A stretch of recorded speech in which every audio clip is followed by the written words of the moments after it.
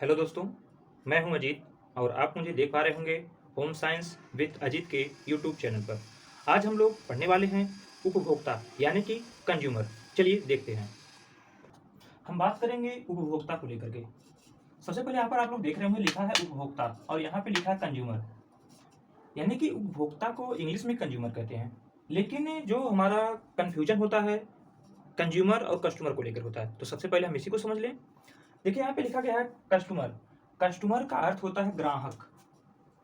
ग्राहक, कस्टमर का अर्थ होता है ग्राहक, जबकि वहीं कंज्यूमर का अर्थ होता है उपभोक्ता। कंज्यूमर का अर्थ होता है उपभोक्ता,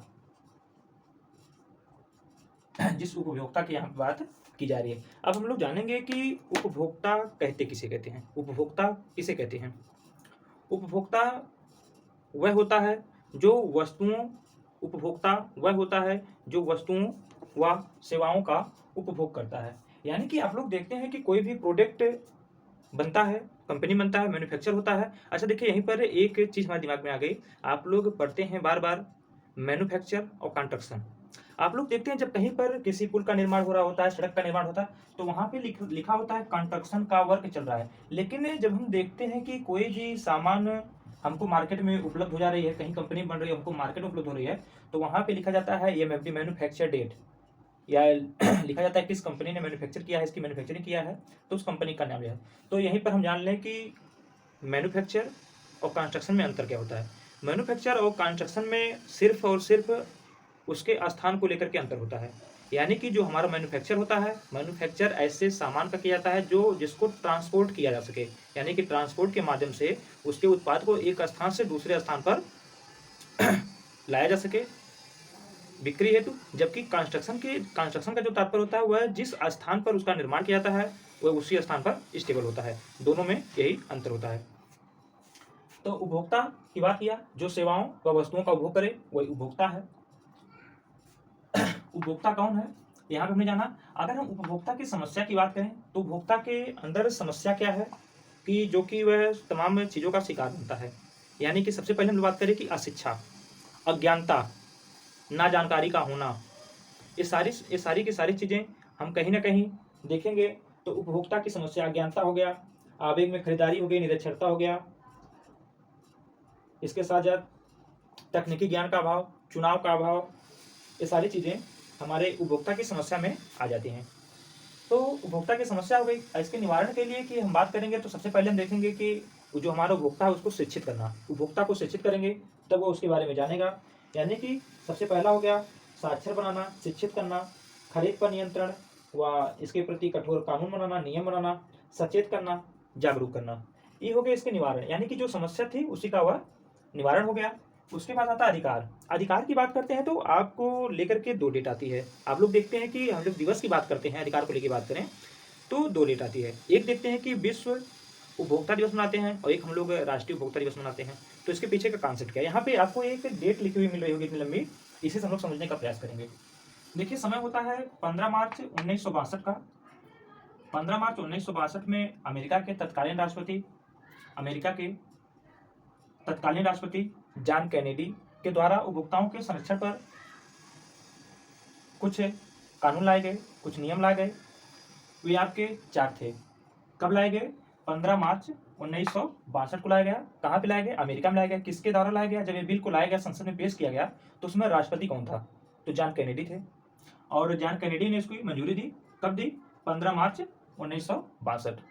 15 मार्च 1962 में इन्होंने मंजूरी दी, जिसपे आपके कुल उपभोक्ताओं के संरक्षण संबंधित 4 नियम थे। कौन कौन से थे? देखिए, सबसे पहला था चयन का अधिकार। आप उपभोक्ता हैं, मार्केट में जाएंगे, सामान्य हैं, बहुत सारी वस्तुएं हैं, आप उसको चूज कर सकते हैं, आप इसको लें या उसको लें, ये आपका अधिकार है। पहला हो गया चयन का अधिकार। दूसरा हो गया सूचना का अधिकार। आप सूचना देंगे तब इस पर सुनवाई होगी। यानी कि चयन का अधिकार, सूचना का अधिकार, सुनवाई का अधिकार और सुरक्षा का अधिकार। कोई भी प्रोडक्ट है जो मार्केट में उपलब्ध है उपभोक्ता के लिए, वह कंपनी की जिम्मेदारी है कि वह उपभोक्ता के लिए सुरक्षित हो। ये आपका अधिकार है। तो यहाँ पे 4 अधिकार की बात किया, जिसको कब प्राप्त किया गया? 15 मार्च 1962। कहाँ की घटना है? आपके संयुक्त राज्य अमेरिका की घटना है। उस समय राष्ट्रपति कौन थे? जॉन कैनेडी थे। कौन कौन से थे? चयन का अधिकार, सुनवाई का अधिकार, सुरक्षा का अधिकार और सूचना का अधिकार। ये आपके 4 प्रमुख हैं और इसकी डेट हमारी क्या है? 15 मार्च 1962। अब 15 मार्च 1962 की डेट आती है जिसपे उपभोक्ताओं को 4 अधिकार दिए गए। लेकिन यहीं से हमारा विश्व उपभोक्ता दिवस मनाने की शुरुआत होती है। लेकिन इसे आधिकारिक रूप से कब से मनाया जा रहा है? तो उसके लिए डेट आती है 15 मार्च 1983। 15 मार्च 1983 से हम लोग विश्व उपभोक्ता दिवस मनाते चले आ रहे हैं। तो शायद कॉन्सेप्ट समझ में आया होगा। अब देखिए अधिकार की बात आती है, वहीं पर जब हम भारत की बात करते हैं तो आपको एक डेट निकल के आती है। कौन सी? 5 दिसंबर 1986। 5 दिसंबर 1986 को भारत के संसद में एक बिल पेश किया गया। उस बिल में था क्या?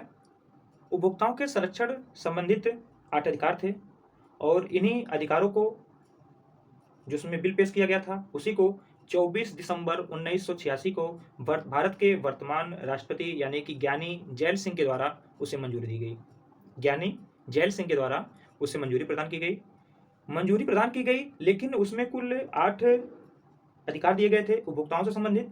लेकिन उन 8 अधिकारों को लागू कब से किया गया? तो आपकी डेट आती है 15 अप्रैल 1987। बहुत बारीक अंतर है, आपको इसे ध्यान में रख के चलना होगा। यानी कि बिल पेश करने का जो डेट है वो 5 दिसंबर 1986 है। ज्ञानी जैल सिंह के द्वारा यानी वर्तमान राष्ट्रपति के द्वारा इसे मंजूरी दी गई, वह डेट है आपका 24 दिसंबर 1986। लेकिन उसमें जो 8 अधिकार थे उसे लागू कब किया गया? 15 अप्रैल 1987। अब देखिए जब अमेरिका है, आप लोग पता है कि वह पूरे विश्व में सबसे शक्तिशाली देश है और जब वहाँ की घटना है तो सबसे पहले वहाँ पे उपभोक्ताओं से संबंधित अधिकार लिए गए, उपभोक्ताओं को अधिकार दिया गया। तो यहाँ से हम लोग विश्व उपभोक्ता दिवस मनाते हैं 15 मार्च को। लेकिन जब भारत की बात आती है तो इस बिल को तो पेश किया गया 5 दिसंबर 1986 को, लेकिन इसे मंजूरी कब प्रदान की गई? 24 दिसंबर 1986। इसीलिए 24 दिसंबर को हम लोग राष्ट्रीय उपभोक्ता दिवस के रूप में मनाते हैं। अब देखिए वहीं पर संशोधन की बात आती है तो आता आपका है सीपीए। अब हमने जो अमेरिका की बात की यानी कि 1962 की बात की, तो आपका कंज्यूमर यानी कि सीपीए का फुल फॉर्म होता है consumer protection act. Consumer protection act, इसी कंज्यूमर प्रोटेक्शन एक्ट के तहत बिल लाया गया था 1962 में। यानी कि इसकी जो नींव पड़ी थी सीपीए की आपकी 1962 पड़ी थी। कहाँ पड़ी थी? अमेरिका से। यानी कि उस समय के वर्तमान राष्ट्रपति ज्ञानी जॉन कैनेडी थे, उन्होंने सीपीए को लाया था कंज्यूमर प्रोटेक्शन एक्ट को, और इसी के तहत उन्होंने उपभोक्ता संबंधित जो बिल लाई गई थी उसको मंजूरी दी गई थी 62 में, और विश्व उपभोक्ता दिवस 1983 से मनाया जा रहा है। तो सीपीए की शुरुआत यहाँ से होती है। लेकिन जब संशोधन की बात आती है तो इसमें कई संशोधन हुए जो अब, लेकिन जो आपका सबसे लेटेस्ट संशोधन है वह आपका 2019 में होता है। 2019 में संशोधन होता है। देखिए सीपीए संशोधन 2019 यहाँ पे लिखा हुआ है। लेकिन सीपीए संशोधन यानी कि कंज्यूमर प्रोटेक्शन एक्ट संशोधन 2019 में होता है, लेकिन इसे लागू कब किया गया? 20 जुलाई 2020 से इसे लागू किया गया कंज्यूमर प्रोटेक्शन एक्ट। जो संशोधन किया गया था, संशोधन किया क्या गया था, जो इसमें से मुख्य संशोधन था, आप लोग देखते हैं कि क्षतिपूर्ति का अधिकार। अभी आप लोग देखेंगे इसके अंतर्गत जो है, जब इसकी बात आती है, भारत में कुछ 8 दिए गए थे, अभी मैं उसकी चर्चा कर रहा हूँ। उसमें से आपका एक आता है क्षतिपूर्ति का अधिकार। क्षतिपूर्ति के अधिकार में जो पैसे की बात होती है कि हम पैसे को लेकर के कितनी हमारी क्षतिपूर्ति हुई है उसको लेकर के हम जिला न्यायालय, राज्य न्यायालय, राष्ट्रीय न्यायालय में जांचने की बात होती है। तो उसमें जो पहले धन का निर्धारण था, पहले था जो है 20 लाख तक के मामले को हम लेकर जिला न्यायालय में जाते हैं। 20 लाख से 1 करोड़ तक के मामले को लेकर हम राज्य न्यायालय जाते हैं। 1 करोड़ से ऊपर के मामले को लेकर हम राष्ट्रीय न्यायालय में जाते हैं। लेकिन उसमें पैसे को बढ़ा दिया गया, और किसके तहत बढ़ाया गया? सीपीए संशोधन 2019 के तहत बढ़ाया गया। अब वो उसी को बढ़ा करके अब हम जिला न्यायालय में 1 करोड़ तक के मामले को लेकर जा सकते हैं। 1 करोड़ से 10 करोड़ तक के मामले हम राज्य न्यायालय में जा सकते हैं, और 10 करोड़ से ऊपर के मामले को लेकर के हम राष्ट्रीय न्यायालय में लेके जा सकते हैं। अब देखिए यहीं से एक बात आ गई जो कि हमने यहाँ पे मेंशन कर रखा है, 30 दिन 45 दिन। अब देखिए इसी सीपीए जो संशोधन होता है 2019 में, इसी के तहत अगर कोई व्यक्ति किसी मामले को लेकर राज्य न्यायालय में जाता है, किसी मामले को लेकर राज्य न्यायालय में जाता है, पहले प्राविधान क्या था कि उस व्यक्ति को अपने मामले को लेकर के 30 दिन वहां पे रुकना होता है। अगर 30 दिन में उसकी सुनवाई नहीं होती है तो वह व्यक्ति राज्य न्यायालय में जा सकता है। उन्हें वहां पे 30 दिन वो अपनी बात को रखेगा, बिल को पेश करेगा, जो भी उसकी समस्या होगी। अगर वहां पे 30 दिन सुनवाई नहीं होती है तो पुनः वह जो है राष्ट्रीय न्यायालय में जाने के लिए बाध्य होता है। लेकिन अब उसी दिन को 15 दिन बढ़ा दिया गया है, यानी कि अब आपको जो रुकना होगा 45 दिन रुकना होगा। 45 दिन में अगर आपकी सुनवाई नहीं होती है तो आप जो है 45 दिन के बाद अगले न्यायालय में जा सकते हैं। और ये किसके तहत किया गया, यानी कि सीपीए संशोधन 2019 के तहत किया गया। तो इतनी बात समझ आ गई। हाँ, और वहीं पे सीपीए के तहत ही एक संशोधन और किया गया। यदि कोई भी व्यक्ति भ्रामक विज्ञापन, मिलावटी सामान, माने इस तरह की जो उपभोक्ता के हित में ना है, अगर कोई इस तरह का कार्य करता है तो उसको 10 लाख का जुर्माना, उसके साथ 2 साल की जेल। लेकिन उसके बाद भी वह व्यक्ति उसमें सुधार नहीं लाता है, यानी कि उस कृत्य को बार बार दोहराता है, तब उस पर आपका यह जुर्माना बढ़ करके 50 लाख हो जाता है और सजा जो है 5 साल की हो जाती है। चलिए, इतनी बातें हो गई। अब हम बात करते हैं इस पे। आ जाइए पुनः एक बार। 24 दिसंबर 1986 यानी ज्ञानी जैल सिंह मंजूरी दिया, जिसमें कुछ 8 अधिकार दिए गए थे उपभोक्ताओं को, जिसमें कि आपके 4 प्राथमिक थे जो कि हमें 1962 से प्राप्त हैं। 1962, इसको याद रखना बहुत इंपॉर्टेंट है, इसलिए मैं बार बार बोल रहा हूँ। चयन का अधिकार, सुनवाई का अधिकार, सूचना का अधिकार, सुरक्षा का अधिकार। ये 4 आपके अधिकार हो गए। वहां से पुनः बच गए 4 क्या थे? आपका क्षतिपूर्ति का अधिकार, जिसमें संशोधन करके उसके मूल्य में बढ़ाया गया सीपीए संशोधन 2019 में, क्षतिपूर्ति का अधिकार। उसके बाद आता है बुनियादी आवश्यकता का अधिकार। बुनियादी आवश्यकता का आप लोग देखते हैं, कपड़ा, मकान, भोजन, शिक्षा, ये सारी बुनियादी आवश्यकताएं हैं। और अब इसी को लेकर के हम कोर्ट भी जाते हैं कि हमको यहाँ पे नहीं मिल रहा है, ये हमारी बुनियादी आवश्यकता है। ये बिना इन बुनियादी आवश्यकताओं की पूर्ति हुए किसी भी व्यक्ति का संपूर्ण विकास नहीं हो सकता। देखिए यहीं से एक परिभाषा भी बन जाएगी कि उन वस्तुओं या सेवाएं जिसके बिना किसी व्यक्ति का संपूर्ण विकास नहीं हो सकता, उसी को ही मूलभूत आवश्यकता के नाम से जान सकते हैं। तो मूलभूत आवश्यकताओं का अधिकार हो गया। उसके बाद आता है स्वच्छ वातावरण का अधिकार। स्वच्छ वातावरण आप लोग देखते हैं कि इसको पहले सुन लीजिए, मैंने बताया आपको। क्षतिपूर्ति का अधिकार हो गया, आपका बुनियादी आवश्यकताओं का अधिकार हो गया, स्वच्छ वातावरण का अधिकार, उपभोक्ता शिक्षा का अधिकार। ये आपके 4 अधिकार हो गए। और 4 आपके मुख्य अधिकार थे जो कि 1962 से मिले हैं, मिलाकर कुल 8 अधिकार। यही इसी को आपकी जो बिल पेश की गई 5 दिसंबर 1986 को, इस बिल में इतने कुल 8 अधिकारों की बात की गई थी, जिससे 24 दिसंबर 1986 को मंजूरी मिलती है। और इसे लागू करने की बात आती है तो वह डेट आता है 15 अप्रैल 1987। इन 8 अधिकारों को लागू कर दिया गया। अब देखिए हमें याद रखना है मुख्य अधिकार और गौण अधिकार। मुख्य अधिकार में देखें, हम लोग देखें चयन का अधिकार। हम लोग उपभोक्ता कोई भी है, बाजार है, बाजार में बहुत सारी वस्तुएं हैं, वो उसको चुन सकता है, वहां से हो गया। अब देखिए उसके बाद आता है सुरक्षा का अधिकार। कोई भी वस्तु है, वह व्यक्ति नहीं जान रहा है, वह तो उपभोक्ता है, उसको उपभोग कर उसको उसके काम की वो लेगा, लेकिन वो कंपनी की जिम्मेदारी है कि जो भी प्रोडक्ट मार्केट में उपलब्ध हों वह उपभोक्ता के लिए सुरक्षित हों। ये हो गया। उसके बाद आता है सुनवाई कब होगी? जब आप सूचना देंगे, यानी कि सूचना का अधिकार, जब आप सूचना देंगे, सूचना का अधिकार। जबकि वहाँ पे सूचना का तात्पर्य यह होता है कि जो भी हम प्रोडक्ट ले रहे हैं उसके बारे में, कौन सी कंपनी बना रही, कब बना है, ये सारी सूचनाएं उस पर अंकित हो, उसका उसमें मेंशन किया गया हो। आप लोग कोई भी प्रोडक्ट देखते हो तो उसमें सब कुछ लिखा होता है, और यही हमारे जो है सूचना का अधिकार है। और उसके बाद आता है कि अगर उसमें कोई भी समस्या आ रही है, क्षतिपूर्ति हो रही है, कोई भी समस्या है, तो उसकी सुनवाई का भी अधिकार उपभोक्ता का होता है, उसको लेकर के वह व्यक्ति कर सकता है। हाँ, यहीं पर था जब हमको देखिए यहाँ पे ध्यान आ गया, जब सुनवाई की बात आती है तो कोई भी वस्तु, कोई भी प्रोडक्ट, कोई भी सामान, किसी भी सेवा से संबंधित अगर हमको कोई शिकायत करना है तो जब से हम प्रोडक्ट को लेते हैं उसके 2 साल के अंदर हम उस पर शिकायत कर सकते हैं। कोई भी प्रोडक्ट जब हम लिए हैं उसके 2 साल के अंदर उस पर हम जो है शिकायत कर सकते हैं। यहाँ बात आ गई। अब देखिए जो हमारा ये 4 था, 4 शायद आपको कन्फर्म हो गया होगा। चयन का अधिकार, सुरक्षा का अधिकार, सुनवाई का अधिकार और सूचना का अधिकार, ये आपके मुख्य हो गए। लेकिन इसके बाद जो गौड़ आपके 4 हैं, जो कि भारत के निष्पक्ष में आपको 8 अधिकार दिए गए हैं, तो उसमें था क्षतिपूर्ति का अधिकार, उसके बाद था बुनियादी आवश्यकताओं का अधिकार। हमारी बुनियादी आवश्यकता हमने आपको बताया, शिक्षा हो गई, वस्त्र हो गया, कपड़ा हो गया, भोजन हो गया, मकान हो गया, ये आपकी बुनियादी आवश्यकताएं हैं। उसके बाद आता है स्वच्छ वातावरण का अधिकार, स्वच्छ पर्यावरण।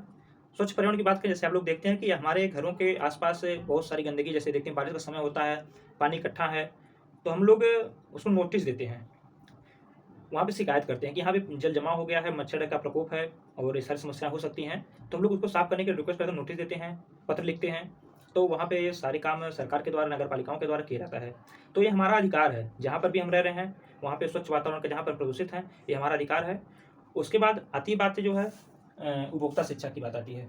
तो इसको हम कुछ तरह इस तरह से रिलेट कर सकते हैं। अब देखिए दिवस की बात आ गई, लास्ट में है। अब दिवस की चर्चा हमने वहाँ पे कर लिया है, लेकिन एक बार पुनः जान लीजिए कि विश्व उपभोक्ता दिवस 15 मार्च को मनाते हैं। 15 मार्च को मनाने का कारण संबंध कहीं न कहीं 15 मार्च 1962 से है, और राष्ट्रीय उपभोक्ता दिवस को हम लोग कब मनाते हैं, तो 24 दिसंबर। इतनी बात हो गई। और फिर आगे देखिए, चलिए अब आगे देखिए उपभोक्ता संरक्षण के उपाय। उपभोक्ता संरक्षण के उपाय मुख्य रूप से 3 हैं।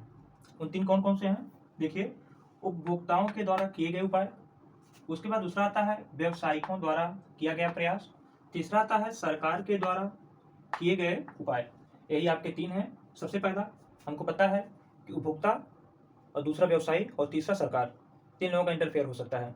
तो उपभोक्ता द्वारा किए गए उपाय, और व्यवसायियों द्वारा किए गए प्रयास, और सरकार द्वारा किए गए प्रयास। सबसे पहले हम लोग देखेंगे उपभोक्ताओं द्वारा किए गए उपाय को। देखिए यहाँ पे है भारतीय उपभोक्ता संघ, भारतीय उपभोक्ता मार्गदर्शन समिति, उपभोक्ता शिक्षा एवं अनुसंधान केंद्र। यानी कि अगर इसको देखें, इंडियन कंज्यूमर यूनियन, देखिए Indian consumer union, Indian consumer union, यानी कि ICU, भारतीय उपभोक्ता मार्गदर्शन समिति, यानी कि consumer guidance, consumer guidance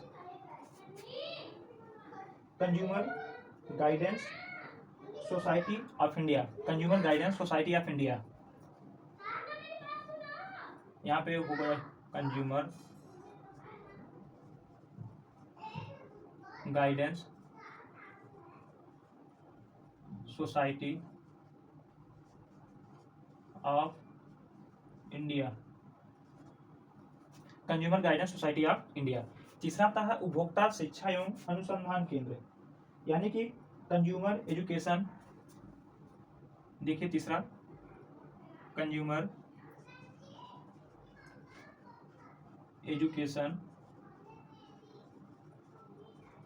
and research centre. अब देखिए इसे हम याद कैसे रखेंगे, कैसे याद रखेंगे? अब देखिए सबसे पहले यहाँ पे देखिए इसका नाम ही है उपभोक्ता के द्वारा किए गए उपाय। अब उपभोक्ताओं के द्वारा, उपभोक्ता कोई एक तो है नहीं, उपभोक्ताओं यानी कि उपभोक्ताओं का एक समूह है, यानी कि इनके द्वारा जो उपाय किया जाएगा वह किसी न किसी उपभोक्ता संघ के द्वारा किया जाएगा। यानी कि पहला हो जाएगा भारतीय उपभोक्ता संघ, भारतीय उपभोक्ता संघ। और यही जो संघ बनेगा यही उपभोक्ताओं को गाइड करेगा, गाइडलाइन देगा, गाइड करेगा, उनको निर्देशित करेगा बाकी उपभोक्ताओं को, आपको क्या करना है, कैसे करना है, क्या खरीदना है, क्या नहीं खरीदना, आपके लिए क्या हितकर है, क्या नहीं है, वह कौन करेगा? उपभोक्ता संघ करेगा। यानी कि इंडियन कंज्यूमर यूनियन, उपभोक्ता संघ, और फिर वही जो है consumer guidance society of India, यानी कि वही उपभोक्ताओं को निर्देशित करने का कार्य करेगा। लेकिन हमें पता है किसी भी व्यक्ति को निर्देशित करने, निर्देश देने आदि कार्य को करने के लिए शिक्षा बहुत अहम भूमिका होती है। इसके लिए उनको क्या करना होगा? उनको शिक्षित करना होगा, और शिक्षा देने के लिए अनुसंधान बहुत जरूरी है। जब तक हम जानेंगे नहीं इनको शिक्षा कहाँ पे आवश्यकता है, इनको किस चीज़ की आवश्यकता है, तब तक हम उचित शिक्षा, उनके अनुरूप शिक्षा हम नहीं दे सकते। इसके लिए शिक्षा के साथ साथ अनुसंधान जरूरी है। तो इसी के माध्यम से इन तीनों को हम एक क्रम से याद कर सकते हैं। जहाँ पे उपभोक्ताओं द्वारा किए गए उपाय की बात आएगी तो सबसे पहले यूनियन बनाएंगे, वही यूनियन उनको गाइडलाइन देगा, और गाइडलाइन देने के लिए शिक्षा, और शिक्षा देने के लिए अनुसंधान जरूरी है। तो ये तीनों हो गए। अब इसकी डेट देख लेंगे। भारतीय उपभोक्ता संघ की बात करें तो इसकी जो स्थापना होती है ये 1971 है, 1971 है। और भारतीय उपभोक्ता मार्गदर्शन समिति इसकी देखेंगे तो 1966 है, और जो है 1966 है। और उपभोक्ता शिक्षा अनुसंधान केंद्र की बात करेंगे, खोला गया, इसकी डेट हमें नहीं मिली। चलिए अब देखिए, जब यहाँ पर आपके व्यवसायिकों द्वारा किया गया प्रयास, इसमें देखिए आपका आता है council for fair business practices, इसकी हिंदी हो जाएगी council for fair business practices. तो इसकी हिंदी की बात करेंगे निष्पक्ष, फॉर फेयर निष्पक्ष व्यापार व्यवहार परिषद, यानी कि निष्पक्ष व्यापार व्यवहार परिषद, इसकी हिंदी हो जाएगी। और इसकी भी स्थापना कब होती है? 1966। अब देखिए इसको याद कैसे करेंगे, यदि हमें ये तीनों याद हो गया तो देखिए इसे हम कैसे याद करेंगे। देखिए सबसे पहले हमारा यूनियन बना, यूनियन ने ही हमारे उपभोक्ताओं को मार्गदर्शन दिया, मार्गदर्शन किया, यानी कि हमारा जो कंज्यूमर है वह जागरूक हो गया। जब जागरूक हुआ तब हमारे जो व्यवसायी भाई हो गए परेशान, और व्यवसायी जब परेशान हुआ तो उन्होंने कहा जो है निष्पक्ष व्यापार की बात किया, निष्पक्ष व्यापार व्यवहार परिषद की बात की। और इसकी भी स्थापना कब होती है?